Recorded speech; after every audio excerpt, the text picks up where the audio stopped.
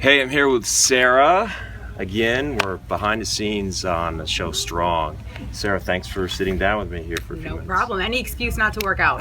Okay, and speaking of which, I think the folks can see. I'm gonna add some shots later of the equipment here. How have the workouts been going? Is it again? The show is Strong.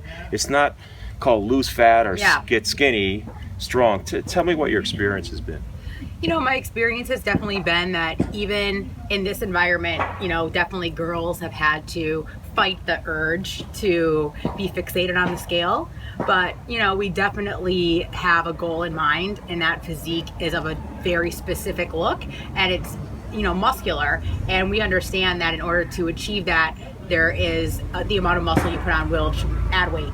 So that conversation that goes on with women really in this country about skinny versus lean versus muscle weighs more than fat, all that, it gets so confusing. Yeah. I know to women sometimes. And have you taken away a new appreciation for that? I think after this experience being with 10 women with such different body types and going through rigorous workouts and watching their bodies change, I've definitely come to the conclusion that genetics is a huge part of this, and some girls put on muscle faster even though they were eating similar diets, working out just as hard. So I think I've just learned to accept my body more for what it is and just try to make it like the best it can be, because it is confusing. It's like, why don't I look like that if I do the same workouts that she does? Great point. Now, on the show, it was not so much about how your body looked in a bikini, but it was how strong, functionally strong. Is that fair to say? And you all were tested. Can you tell us a little bit about that? Well, was that a different type of training for you? I'm not sure when you'll be airing this, so I can't give away how far or if I won or whatever. Right. But I definitely felt challenged.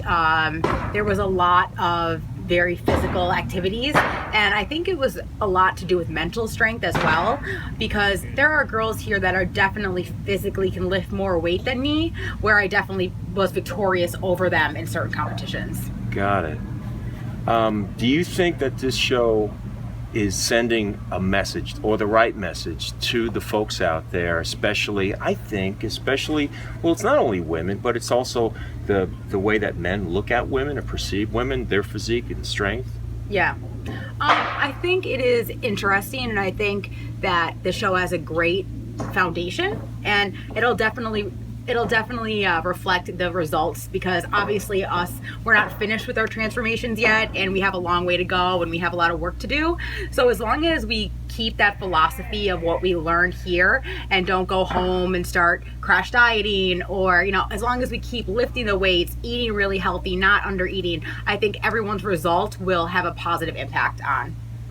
Not under eating. That's a sentence, a string of words you don't hear from many women, but is that important? It's totally true, and I think it's a fine balance, because I think sometimes girls think, oh, it's easier just not to eat at all than to have a little bit and portion it out, because either you're all in or you're all out, and there's a lot of people with that extreme personality where it's like, I'm just not going to eat at all. So I think having that willpower to say, this is how much I'm supposed to eat, and not letting that either go under or over is the hardest part. Great. Well, thank you, Sarah. Can the folks, if they want to get a hold of you, social media, how might they contact you? Yeah, I'm on Instagram and Twitter as Fake Sarah Miller, because there were so many Sarah Millers, I couldn't even get the real Sarah Miller, so I just made it Fake Sarah Miller. Sounds good. Well, thank you for your time. Yes, no problem. It was nice talking with you.